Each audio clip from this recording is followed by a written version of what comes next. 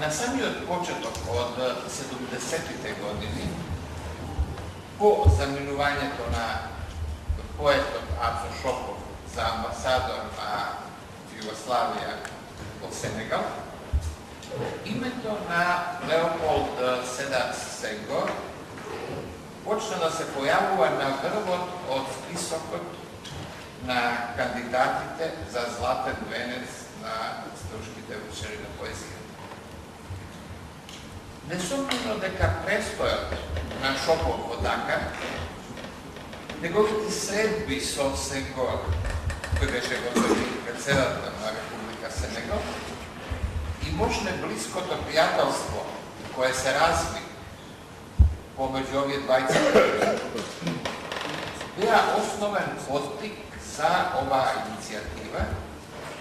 но пред таа да биде реализирана, требаше да се надминат некои противставувања. Прво, политиката која ја водеше Сенгор како председател и која се базираше врз значајно подпирање на Сенегал и на другите франкофонски земји од Африка, врз некогашната метропола, Франција, значително се разликуваше од политиката на неврзувањето, која ја проповедаше тогашната Југославија и која инсистираше пред се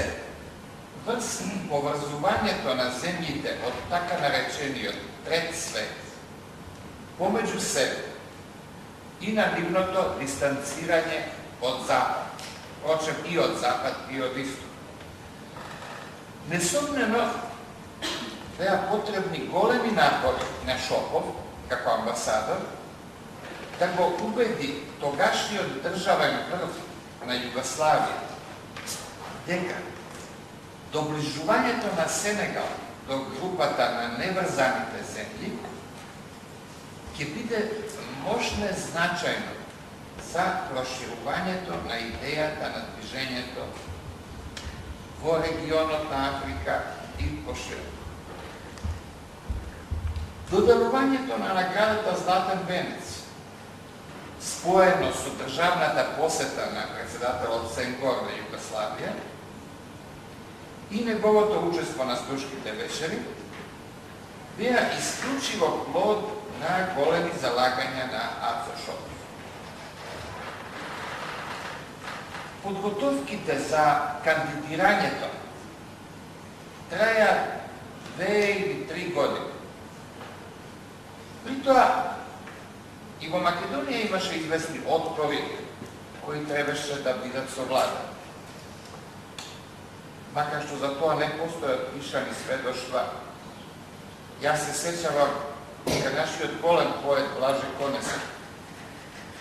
ова го додавам сега за нашите гости, една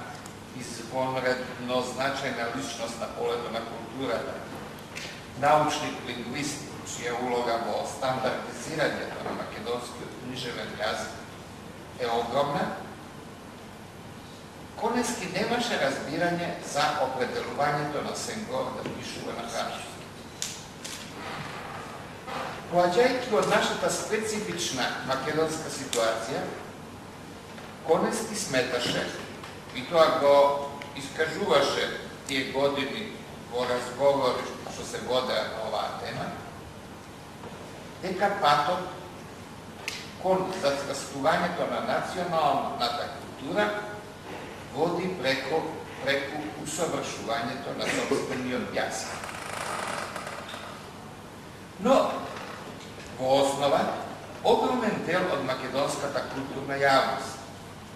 го прими доделувањето на високата награда на големиот сенегалски и африкански поет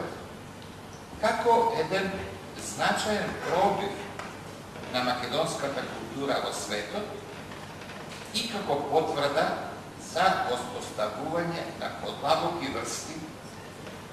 и со регионите надвор од европското опкружување.